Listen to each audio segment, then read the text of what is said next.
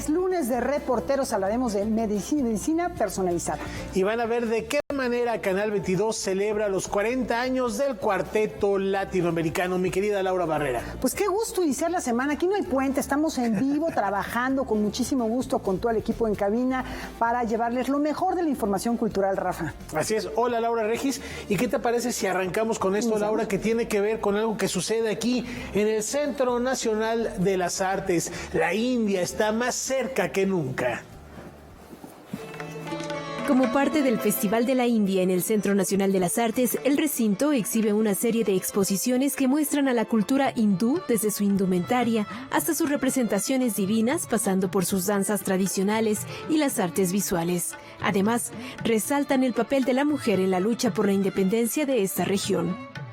El festival tiene que ver con los 75 años de la independencia de la India. Entonces ha sido un festejo muy largo y muy importante para la Embajada de la India en México. Se acercaron a nosotros, al Senat, para que esta celebración de los 75 años de la independencia tuviera este aspecto cultural. Y se nos ocurrió justamente que exaltar el papel de la mujer en esta cultura y vincularla con el Día de la Mujer, el Día Internacional de la Mujer, el 8 de marzo.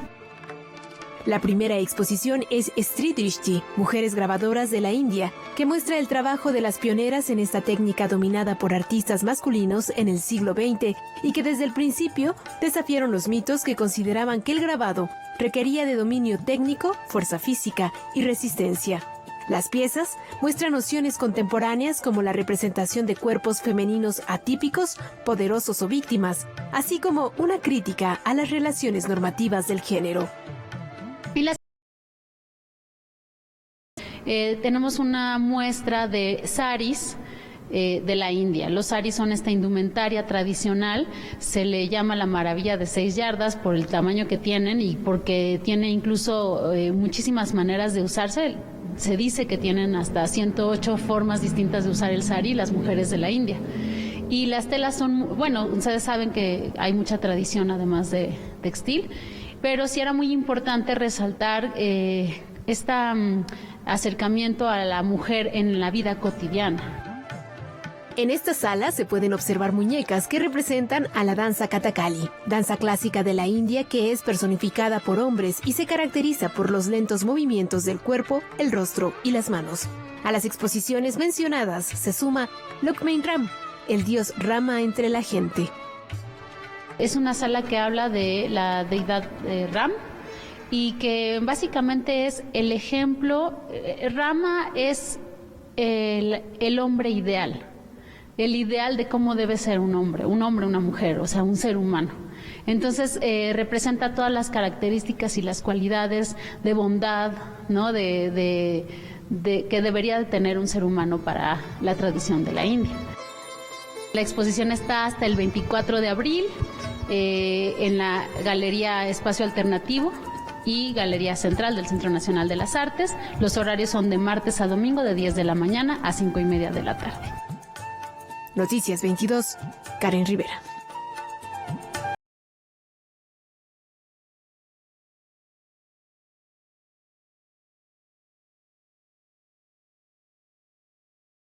Desde nuestro país van a acompañar a Lila Downs en un concierto que va a presentar en el Palacio de Bellas Artes. Vamos a ver una pequeña muestra. De piedra de ser la cama, de piedra la...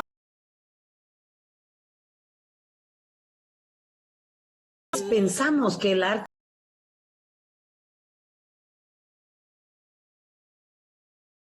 es la parte más profunda del ser, cuando es arte auténtico, ¿no? Cuando es arte auténtico.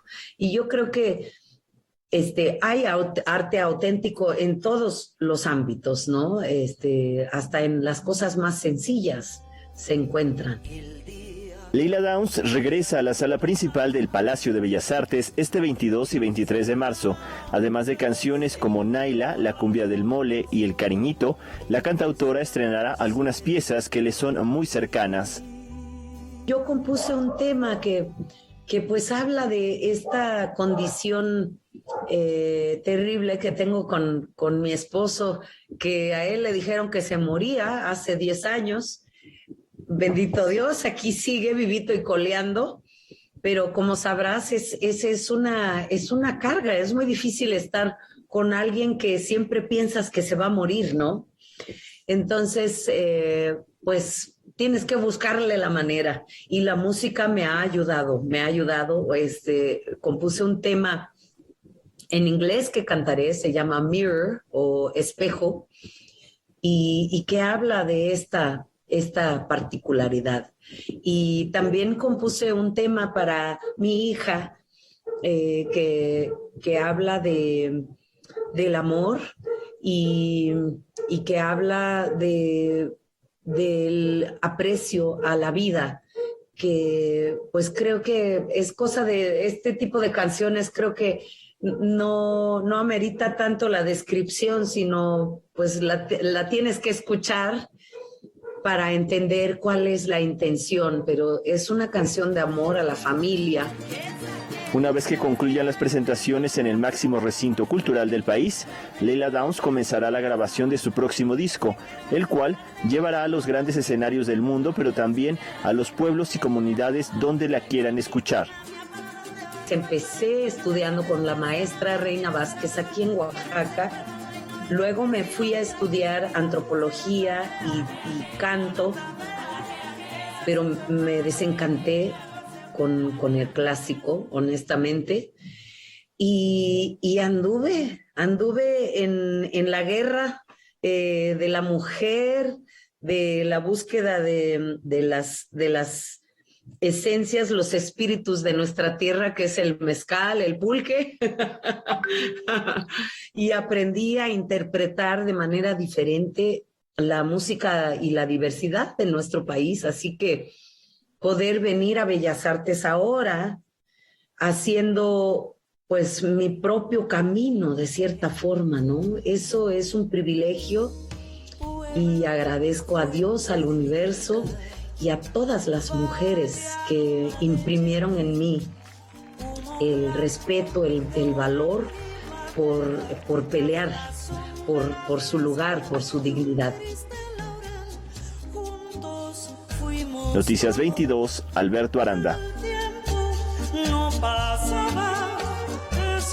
La invitación está hecha, es momento de hacer una brevísima pausa. Hay mucho más al volver aquí en Noticias 22.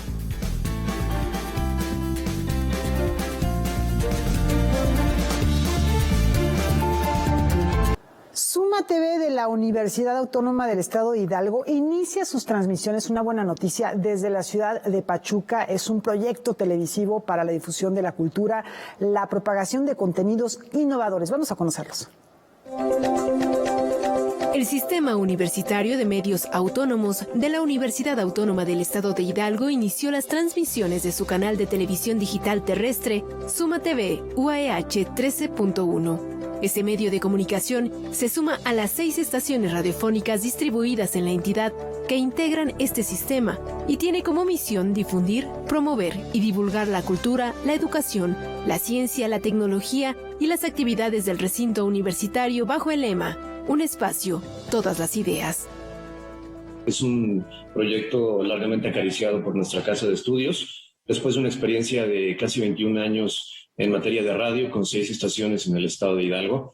Pues ahora comenzamos esta nueva aventura que se transforma en un gran compromiso para con la sociedad, de hacer de este medio público, universitario, televisión pública universitaria, una opción, más que una opción viable o alterna, una gran opción de calidad para podernos situar de manera, si no inmediata, sí muy rápido, poder estar a la par de canales tan importantes como este caso Canal 22. Suma TV busca tener una programación innovadora, empática, con responsabilidad social y entretenimiento que propicie el entendimiento multicultural y el desarrollo humano. Esta señal tendrá un alcance inicial de alrededor de 755.442 personas, de acuerdo con una estadística realizada con datos del INEGI, y llegará a municipios de Pachuca, Mineral de la Reforma, Zempoala, Tizayuca y Zapotlán de Juárez.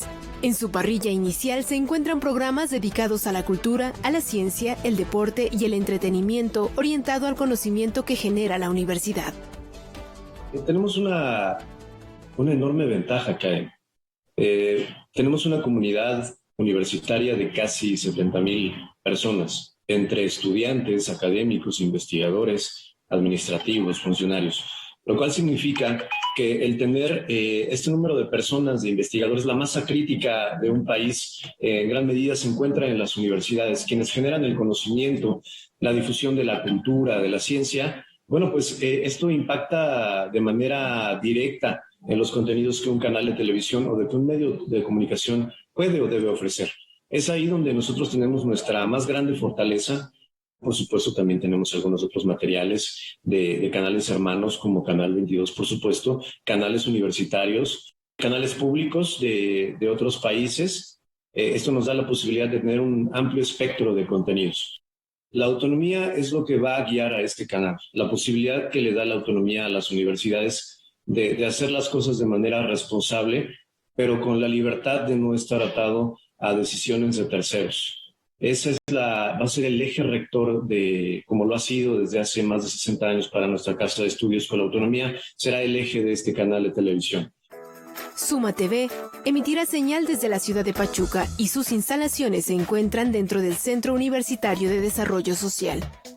Noticias 22, Karen Rivera.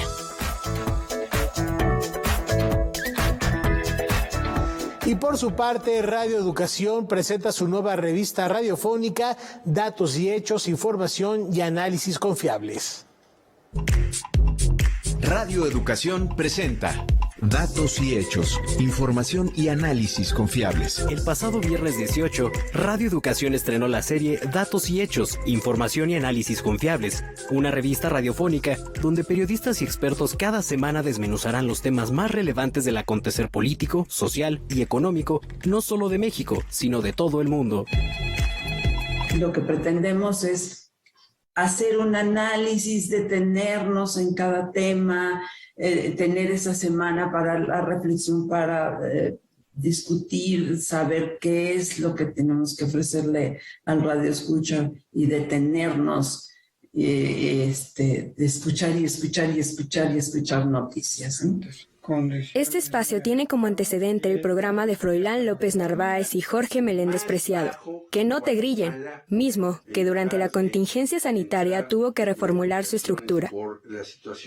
La vorágine de la información es tal que en Radio Educación un equipo que hace 12 años está conformado decidió, y junto con la dirección de producción, modificar la estructura de un programa que con la pandemia se modificó y que se llamaba En los tiempos del COVID, y ahora lo retomamos haciendo una revista semanal de análisis e información. Ahora, Datos y Hechos, Información y Análisis Confiables, incluyen nuevas secciones para analizar el mundo desde distintas aristas. Por ejemplo, tenemos una sección que se llama Diálogo Semanal, donde Jorge Meléndez y algún invitado tendrán la oportunidad de platicar sobre algún asunto relevante. Por ejemplo, en el programa de estreno, Jorge entrevistó a Teresa Gursa, que es una periodista y maestra, que nos habló de la llegada de Gabriel Boric a Chile.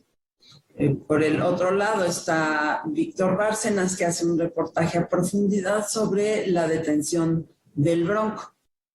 En su sección Pasaporte Internacional, Ricardo, que es periodista, Ricardo Mercado, e historiador, hace un análisis de los errores cometidos por el Occidente para que se provocara la invasión a Ucrania. Iniciemos este programa con la entrevista. El programa se transmitirá todos los viernes a la 1:05 de la tarde a través de Radio Educación en sus señales de la Ciudad de México, en el 1060 AM y 96.5 FM, así como en el 104.3 FM para Hermosillo. Quienes se encuentren en otra parte del mundo pueden escucharlo en la app o en la página de Radio Educación. Buenas tardes. Estamos en el para Noticias 22, Paola Sánchez y Rodrigo Peredo. Y tenemos como invitada... Les tenemos una recomendación. Ya les habíamos comentado esto, pero hoy a las 9:30 de la noche, no se pierdan, Canal 22 celebra las 4 décadas de trayectoria del Cuarteto Latinoamericano con la transmisión de un documental de Emilio Mellé. Vamos a ver un fragmentito, ¿no? Conocer quiénes son Javier Montiel y los hermanos Saúl, Aarón y Álvaro Vitrán es el propósito del documental realizado por Emilio Meillé, el cual será estrenado por Canal 22.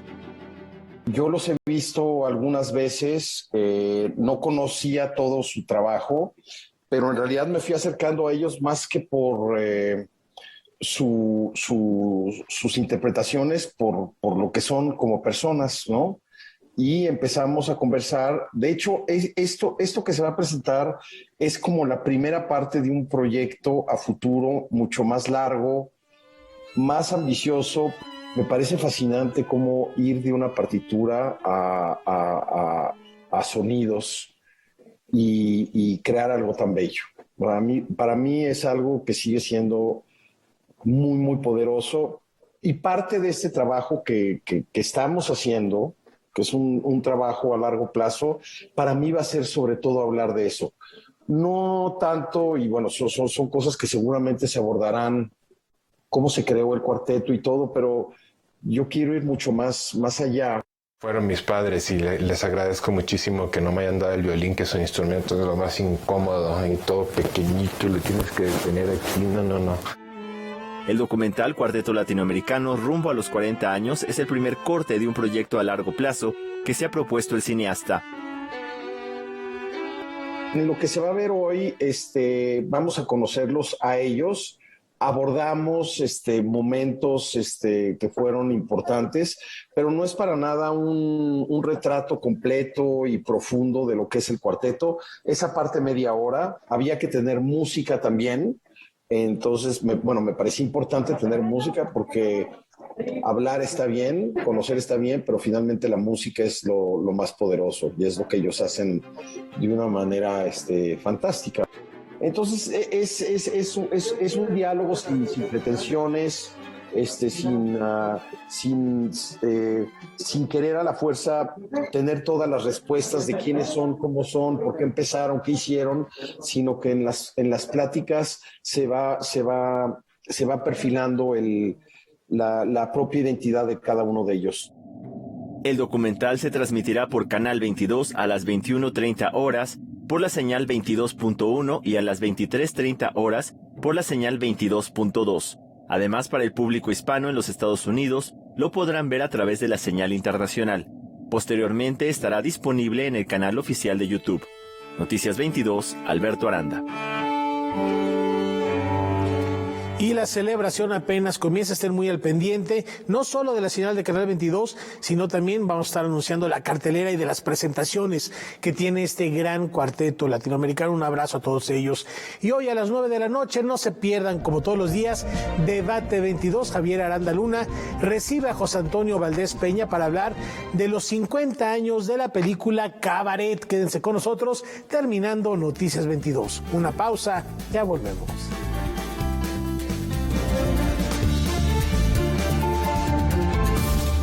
Esta mañana se inauguró el Aeropuerto Internacional Felipe Ángeles en el Estado de México. Además de ser una terminal aérea, como sabemos, este nuevo recinto cuenta con varios espacios destinados a la cultura. Vamos a dar un recorrido por cada uno de ellos.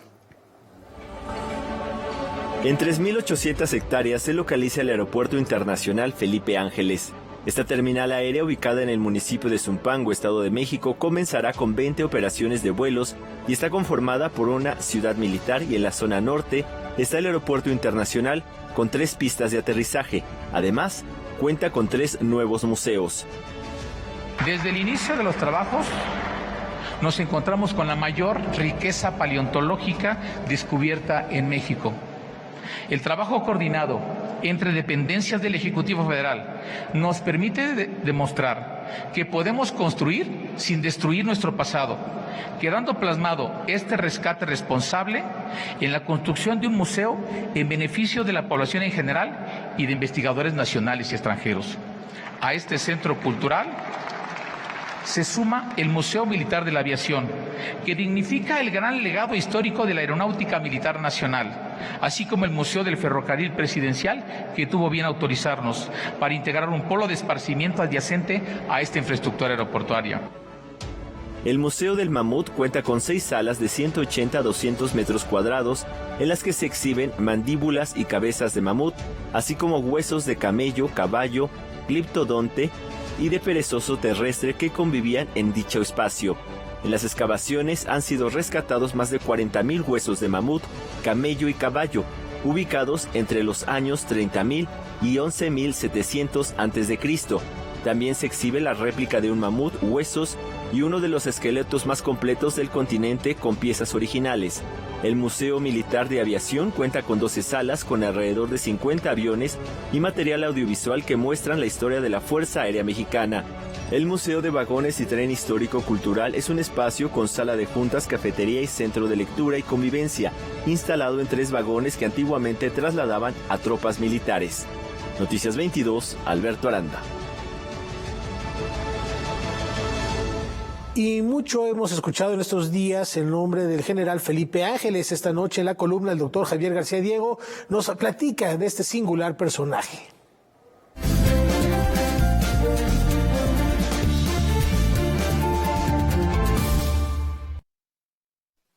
Hola, amigas y amigos del Canal 22, amigos de la historia. Hoy quiero presentarles un boceto de un personaje histórico cuyo nombre ha sido muy mencionado en los últimos meses y lo seguirá siendo en el futuro. Me estoy refiriendo a Felipe Ángeles y voy a hablar de él como personaje histórico y, claro, con sus claroscuros. Felipe Ángeles nació en Hidalgo en 1869. Su padre era un militar, o había sido un militar liberal que había luchado contra la intervención francesa. Ahí había obtenido cierta amistad, cierta cercanía con Porfirio Díaz, quien lo nombró posteriormente, ya como presidente del país, jefe político de Molango, en su natal estado de Hidalgo. Esto también ayudó a que Felipe Ángeles ingresara al colegio militar. Fue un gran alumno, fue un joven profesor, no solamente en el colegio militar, parece que también en la Escuela Nacional Preparatoria. Daba clases de balística en una institución, en otra de matemáticas, de física, en fin. Gran joven intelectual militar.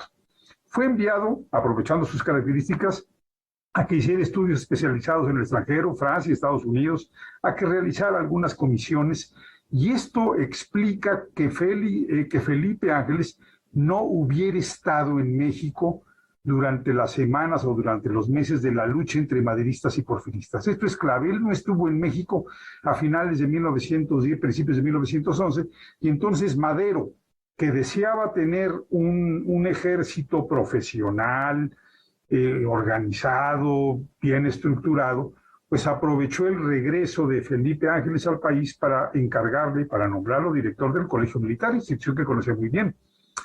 Meses después lo nombró jefe responsable de las operaciones militares en Morelos, segunda mitad de 1912. Ahí se sabe que Felipe Ángeles hizo una campaña muy respetuosa de derechos humanos. Cuando vino el cuartelazo, en febrero de 1913, Madero fue por él a Cuernavaca. Sin embargo, aquí viene uno de mis cuestionamientos.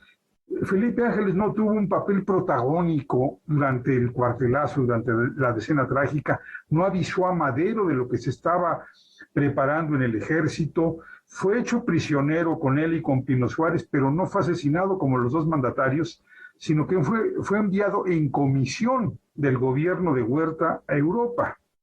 Regresó a finales de 1913, Carranza le ofreció que se encargara de la Secretaría de Guerra, Álvaro Obregón se opuso, diciendo que un ejército de revolucionarios no podía estar encabezado por un militar federal, por un militar exporfirista.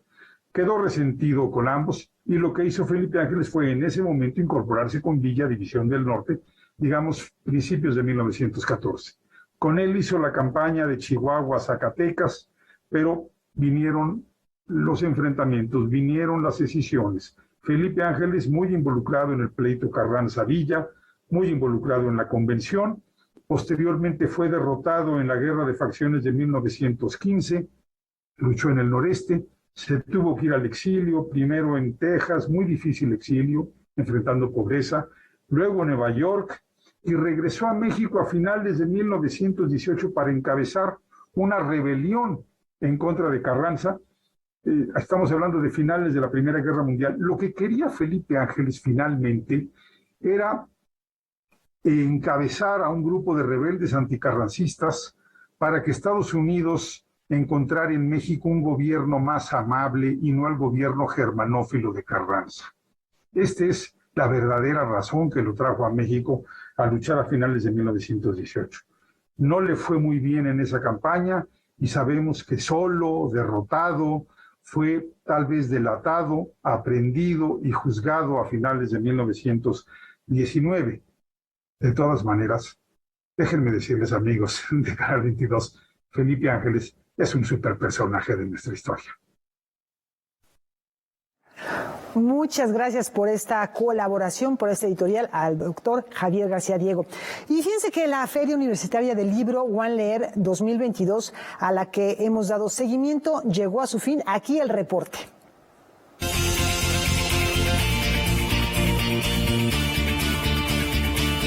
El tercer día de la Feria Universitaria del Libro One Leer 2022, Libros por el Saber, recibió estudiantes y público en general como parte de la reactivación cultural en Monterrey. La One Leer anunció el lanzamiento del premio Nuevas Plumas, anunciado por José Garza Acuña, secretario de Extensión y Cultura, el cual está dirigido a jóvenes cronistas, mientras que el aula magna del Colegio Civil recibió a los entusiastas lectores de Benito Taibo, quien celebró el 10º aniversario del libro Persona Normal, además de que firmó libros a jóvenes y adultos que han disfrutado con las historias de Persona Normal. La literatura está ahí para eso, para salvar nuestra vida, para hacernos mirar las cosas de una manera diferente, para hacer que nuestro corazón lata a un ritmo distinto al que late siempre, para mirar con otros ojos, sentir con otra piel, besar con otros labios, reencarnar instantáneamente y hacernos sentir que el alrededor tiene todavía muchas cosas por darnos y por sorprendernos. Como parte del programa de actividades se inauguró el seminario Pensar y Escribir, el arte de contar historias, con la participación del ensayista y escritor Juan Villoro. Frente al público regiomontano,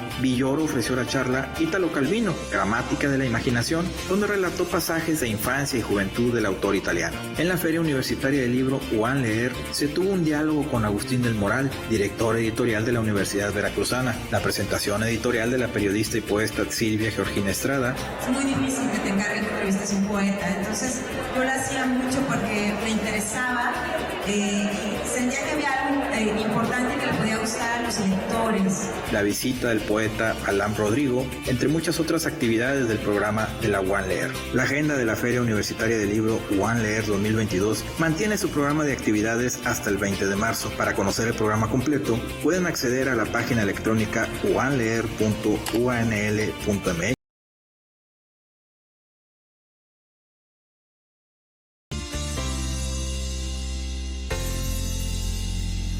Y vamos a continuar nuestro recorrido por la República Mexicana de la mano de los cronistas del Renacimiento Mexicano.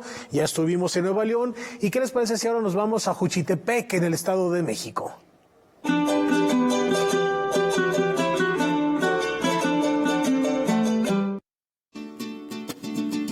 Juchitepec, Estado de México.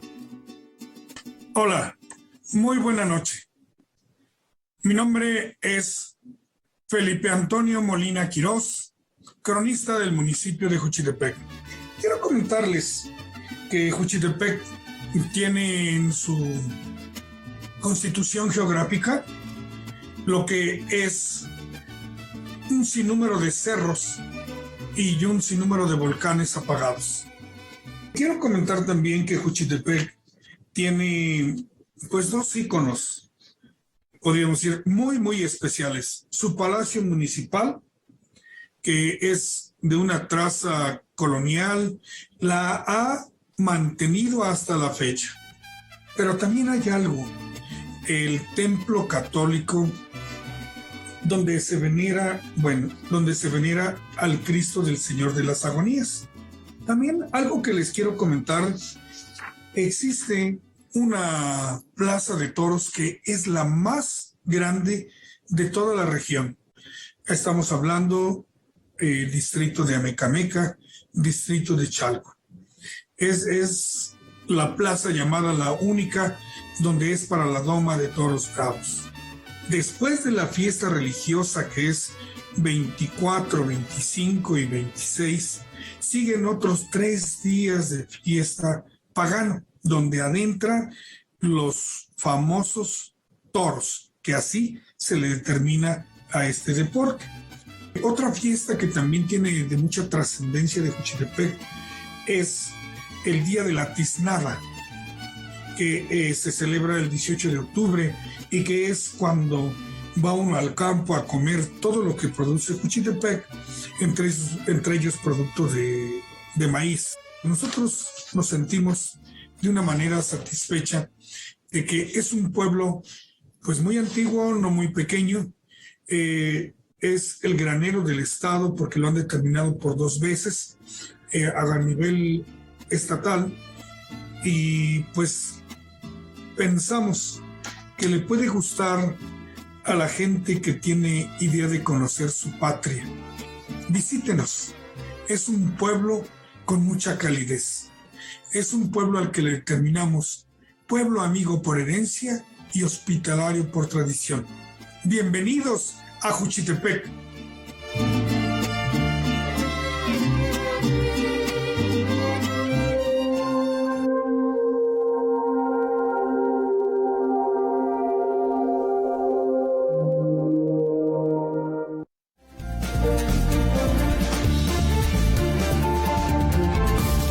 ¿Cuánto ha avanzado la ciencia en el campo de la medicina, que cada vez es más personal, más individual? ¿Por qué? Karen Rivera nos los explica este lunes de Reporteros. Vamos al otro lado del estudio.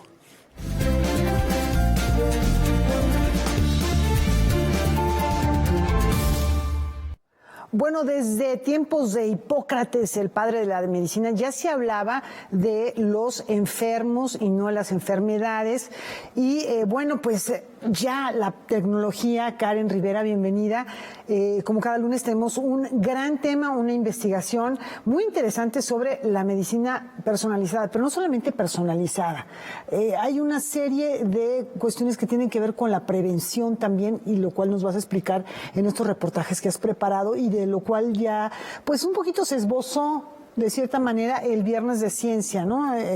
Ya hay la posibilidad de que cada uno de nosotros, analizando nuestro genoma, nuestra secuenciación de cómo estamos hechos, cómo estamos construidos, nuestra herencia, podamos prevenir enfermedades. Eso es increíble, ¿no? Eso realmente es un verdadero avance, aunque no está todavía disponible de una manera masiva, digamos, ¿no? Así es, Laura. ¿Qué tal? Muy buenas noches. Qué gusto estar con ustedes. Comentaste 2 cosas que me parecen relevantes. No es, digamos, reciente el trabajo que se hace desde la medicina personalizada, y bueno, pues ya se habla también de cómo se va a poder generar un fármaco que se adapte a tu organismo, ¿no? La medicina personalizada es quizá en este momento una de las revoluciones más importantes que se tiene en el campo de la salud. Y aunque hay medicamentos que funcionan muy bien para algunos organismos, hay a otros organismos con ese mismo padecimiento que pueden generarle reacciones adversas, y es parte de lo que busca hacer la medicina personalizada, una medicina a tu medida. ¿Sí? ¿Qué te parece, Laura? Si Vamos vemos a verlo. La primera parte de este reportaje. La medicina actual tiene un enfoque similar al de una talla única para todos. Esto quiere decir que se generan diagnósticos y se administran tratamientos y medicamentos de manera general a los pacientes, más allá de sus diferencias biológicas y ambientales. Sin embargo, el conocimiento del genoma humano y el diagnóstico molecular ha cambiado la comprensión de las enfermedades y el cuidado de la salud. Ha permitido el desarrollo de una medicina personalizada, una talla a la medida de cada ser humano. Cuando estudiamos medicina, al menos cuando yo estudié medicina, siempre nos habíamos basado en decir que había enfermedades, y en realidad pues son los enfermos los que nos deben de guiar el tratamiento y la dirección de estudios o de ciertos medicamentos que tienen que tomar. La medicina personalizada se basa en muchas cosas, pero en principio de la parte genética del individuo, de el microbioma, que son los mismos microorganismos que conviven con nosotros, también se basa del estilo de vida. Entonces, todos estos factores van llenando, digamos, que el rompecabezas para cada uno de los pacientes para tratarlo de manera personal, es decir, individual. En realidad es una rama relativamente reciente de la medicina que viene más bien pues un poco combinándose con términos de la biología y la evolución en realidad, porque el concepto de individualizar o precisar un poco más los tratamientos, y por eso de ahí viene el término personalizada, es el no dar tratamientos de manera general asumiendo que todos somos iguales, ¿no? Si pensamos esto como el 99.99% de la secuencia entre una persona y otra es idéntica, lo que nos hace diferentes es ese 0.01%, y ese 0.1% es lo que nos da el riesgo para presentar enfermedades o para responder mejor a ciertos tratamientos. Entonces la medicina personalizada intenta tener una visión un poco más precisa de cuáles son las posibles reacciones adversas al medicamento o las predisposiciones a ciertas enfermedades, de manera que se puedan tomar no nada más tratamientos, sino también medidas de prevención específicas a una población o a un individuo dado su perfil genético. Ese 0.1% del ADN que hace diferente a cada persona puede ser la clave para una mejor salud. En este sentido, el genoma funciona como un manual de instrucciones sobre cómo construir y mantener a las más de 30 billones de células que conforman el cuerpo humano. El perfil genético de una persona puede entenderse como un libro de la vida en el que las faltas de ortografía serán parte de los elementos a considerar para un diagnóstico y tratamiento específico. Yo creo que el ejemplo más sencillo es pensar en cáncer, ¿no? Entonces, por ejemplo, cuando tenemos un tumor, este tumor va a tener sus propias mutaciones, ¿sí? Entonces nosotros tenemos en todas nuestras células, de lo que estamos conformados es de nuestro DNA, ¿no? Entonces en todas nuestras células nuestro DNA va a tener algunos cambios que nos pueden predisponer para el cáncer, ¿no? Algo muy sonado es este caso de Angelina Jolie, en donde ella tenía una mutación que heredó probablemente o que ella adquirió, y esta mutación la tenía en todas sus células y la ponía en un riesgo incrementado para tener cáncer de mama y cáncer de ovario. Entonces, ella tomó la decisión, por ejemplo, de hacer una mastectomía y de hacer una oferectomía, es decir, quitarse los ovarios para evitar el riesgo de cáncer, porque más o menos ella tendría un riesgo del 80% como a los 75 años. La información genética va a determinar precisamente si un fármaco es el adecuado en cuanto a la respuesta, porque tiene que acoplarse con toda la información de las proteínas que son las que codifican la información genética y son las que al final de cuentas interactúan con el fármaco. Entonces, todas esas diferencias celulares que interactúan a un nivel microscópico, pues se pueden de alguna manera predecir estudiando la información genética y por lo tanto diseñar a la hora de saber qué tipo de acción tendrá un fármaco dada cierta información genética y molecular del huésped, ¿no? En este caso del paciente. Entonces, ¿quiénes son candidatos para realizarse estas pruebas? Pues prácticamente todos estos pacientes, porque podemos cambiarles el pronóstico simplemente con saber qué mutaciones tiene el tumor. Entonces, esto va a cambiar completamente la medicina. Lo que hace la oncología actual va a estar encaminada a saber exactamente cuáles son las mutaciones propias del tumor. Bueno, suena muy interesante poder predecir, Karen, poder saber con esta precisión que lo decía la doctora, un 80% de posibilidades de tener cáncer de ovario y de seno a los 75 años. También da un poquito de miedo, ¿no? Es casi como que te lean la mano del futuro, pero con la ciencia, ¿no? Que te digan, por aquí está tu línea de la vida, tus problemas, los errores ortográficos a los que te refieres. Hay algo muy interesante y es que estamos avanzando mucho en este camino, ¿no? El punto es que mientras más personas tengan secuenciado su genoma completo, va a ser parte ya del registro médico y entonces a partir de ahí se van a poder tomar decisiones. En el caso de Angelina Jolie, que fue como uno de los más comentados, y tú dices, bueno, oye, pero tenías más del 80% de probabilidad de que tú tuvieras cáncer, es decir, es un porcentaje muy alto, claro. Pero a los 76 años, ¿no? ¿Por qué tan pronto, o más, ¿no? a los 70 años, ¿no? ¿Por qué tan pronto? Pero me parece que también comentabas, mientras veíamos esta parte, algo muy interesante. ¿Qué va a pasar con la cuestión psicológica? ¿Estamos preparados o no estamos preparados para saber qué dicen nuestros genes al respecto? Claro. ¿No? O sea, ¿qué pasa si te dicen, sabes que eres propenso a tener cáncer en un 90% en 5 años? ¿Qué es una posibilidad? De porque pulmones la tecnología, o de tal, ¿qué haces? Bueno, la tecnología ya te lo permite. Tener una serie de tratamientos, a lo mejor cambias tu estilo de vida. Por supuesto. ¿Y qué tal si aún así No, sí, de verdad que está muy interesante y nos pone a pensar.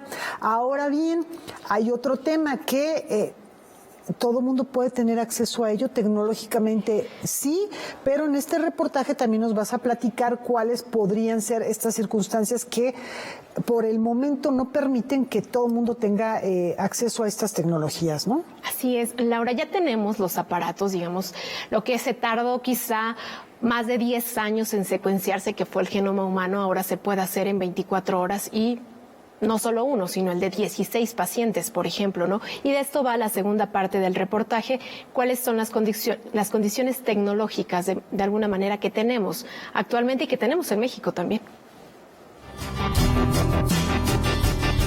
Los servicios de salud experimentan una revolución y una de las metas es lograr una medicina de 4 Ps, es decir, personalizada, predictiva, preventiva y participativa, que tiene entre sus objetivos detectar la enfermedad en etapas tempranas, estratificar a los pacientes en grupos que permitan la selección de terapias óptimas, mejorar la selección de nuevos blancos bioquímicos para la realización de fármacos y poner énfasis en la prevención. Podemos llegar a tener en un futuro, a lo mejor incluso, nuestro propio código QR, en donde lleguemos a una farmacia y nos escaneen y nos digan, bueno, pues tu dosis apropiada, de acuerdo a tu genética, es de tanto, ¿no? Y entonces esto poco a poco va a llegar a pasar. En cardiopatías, enfermedades infecciosas y diabetes, la información sobre las pequeñas diferencias de ADN no basta para predecir los resultados. También intervienen el estilo de vida y las experiencias de cada persona. Pero en oncología, la llamada medicina de precisión ya es una realidad y el diagnóstico molecular, es decir, la técnica que permite amplificar y detectar el origen y las causas del padecimiento, ayuda a conocer con precisión el desarrollo de tumores. En específico, ya sea en tumor o en algún paciente. Por ejemplo, en el caso de cáncer, pues podemos encontrar la mutación que se está segregando en la familia. Encontramos, siempre todos somos portadores de mutaciones y con este equipo pues encontramos mutaciones que pudieran ser patogénicas o que les llamamos que son variantes que pueden estar presentes en la población en general y no necesariamente ocasionar una enfermedad. En Estados Unidos hay algunos proyectos en donde ya se hace esta secuenciación de genoma completo desde el nacimiento y entonces se pueden ya tener identificadas mutaciones incluso para presentar en etapa adulta. No quiero decir que todo eso se tenga que hacer, para nada nos sirve que un bebé de un día sepamos si a los 80 años le va a dar cáncer, ¿no? Pero sí nos va a ayudar mucho decir si ese bebé tiene riesgo de presentar una enfermedad que le ponga en peligro la vida. El punto central de la medicina personalizada es unir a cada paciente con su mejor tratamiento, así como determinar la duración de este y la mejor dosis. Un tema importante a contemplar en este campo médico es el mosaico de diversidad genética que tiene cada país. Pues es un reto muy grande porque hay que saber leer esa información, transferir los descubrimientos en poblaciones europeas y asumir que el perfil genético de la población mexicana va a responder de manera similar. Por eso son necesarios los estudios en nuestra propia población para tener un mapa genético más detallado y eso es en lo que hemos estado trabajando en las últimas décadas. Secuenciar el genoma humano llevó una década de trabajo de miles de científicos y costó miles de millones de dólares. Hoy se puede secuenciar el genoma de una persona en 24 horas y con un costo cercano a los $2,000. Uno de los centros especializados que realiza este tipo de acciones en la Ciudad de México es Genos Médica. Genos Médica es un centro especializado en genética. Nosotros somos un grupo de médicos genetistas, somos emprendedores tenemos prácticamente 10 años en mercado. Hemos desarrollado diferentes pruebas genéticas, tanto para el diagnóstico de enfermedades raras como para el diagnóstico oncológico y de medicina de precisión. Actualmente tenemos en desarrollo una prueba en donde obtenemos el DNA del tumor, y ese DNA del tumor se analiza para poder identificar las mutaciones que van a ser susceptibles para tratamientos especializados. Básicamente el equipo le llamamos secuenciador. Es un secuenciador, digamos, masivo. La secuenciación de próxima generación o de nueva generación lo que permite es secuenciar al mismo tiempo muchos genes. Entonces tenemos equipos que ocupamos nada más cuando tenemos que secuenciar partes muy pequeñas de los genes o genes que son muy pequeños, pero tenemos equipos que son más robustos y que nos pueden secuenciar una gran parte del genoma. Entonces en una corrida normal podemos secuenciar a 16 pacientes. ¿En cuánto tiempo? Pues en unas horas. Entonces el equipo nos permite determinar letra por letra de cada una de las secuencias de esos genes. Lo usamos principalmente para detectar mutaciones puntuales, que son variantes, que son cambios de una sola letra, como si fuera una falta de ortografía en la secuencia o en la receta de ese gen, y eso ya ocasionaría que tuviéramos problemas a nivel de la proteína. ¿Y qué necesita México para mirar hacia una medicina personalizada? Yo creo que necesita prácticamente dos cosas como estas, como difusión, como saber que las cosas se hacen en México, que tenemos no nada más en los institutos privados, sino también en los públicos, muchos esfuerzos para que esto esté disponible y accesible a la población. Entonces, el difundir que la genética ya ha revolucionado la medicina, y hoy en pandemia creo que nos ha quedado muy claro que las pruebas genéticas van a ser cada vez más una herramienta indispensable para el desarrollo de la medicina en general. Y la segunda cosa es tener la disponibilidad del acceso nuevamente, el acceso a estas tecnologías desde el punto de vista público y privado, y que también haya colaboración público-privada, que esto también creo que es algo que tiene que permear y que cada vez es más viable, y en el mundo se hace todos los días, en donde laboratorios como el nuestro puedan colaborar con institutos de salud, porque estar montando una prueba individual puede ser muy caro y de mucha labor, hasta poderse apoyar con varios centros y entonces formar redes que puedan ser útiles para todos los mexicanos. Noticias 22, Karen Rivera. Bueno, qué tema. Por un lado, admirable cómo ha avanzado la ciencia, la tecnología. Por el otro, la cuestión personal. ¿Ustedes en casa se harían uno de estos estudios? Hay empresas en Estados Unidos, por ejemplo, que ya lo están solicitando para darte el empleo. Pero más allá de la cuestión personal, Laura, Karen, ¿qué harían? No, pues la verdad es una gran pregunta, Rafa. Yo creo que hay que preguntarle a nuestro público también qué es lo que harían. $2,000 es una cantidad respetable, pero en un momento dado, si alguien tiene interés, pues a lo mejor se puede pagar y va a ir. Yo creo que con el tiempo se va a ir extendiendo este tipo de estudios, pero por el momento, pues sí, o sea, está difícil, ¿no? Sobre todo en materia oncológica se han tenido avances importantes, y ha funcionado con algunos pacientes este tipo de tratamientos que se hacen, Laura, de medicina personalizada, ¿no? Y bueno, es importante también mencionar, ahora la doctora decía en la entrevista, quizá va a llegar un momento en el que lleguemos a una farmacia con nuestro celular y nuestro código QR y le digamos al de la farmacia, necesito esta pastilla con tanta dosis de tal elemento, ¿no? Y lo que se busca de alguna manera es pues tener esta medicina de prevención, sí, también, y esta medicina personalizada, adecuada a cada ser humano, que aunque en la gran mayoría somos iguales, pues es 0.1% lo que nos hace diferentes. Y el punto más importante pues es que la salud no solo depende de nuestros genes, también depende de nuestra edad, de nuestro estilo de vida, y lo más importante es aprovechar todas estas herramientas médicas, científicas y tecnológicas para tener un mejor cuidado de la salud. Ahí está el presente, está el futuro. Rafa, pues ahí nos quedamos con esta posibilidad. Ahí nos quedamos, y para que lo reflexionen, vamos a dejarlos con un buen sabor sabor de boca y de oídos, recordando a Johann Sebastian Bach, nace un día como hoy de 1685, considerado por muchos el padre de la música. Que lo disfruten. Nos vemos el día de mañana.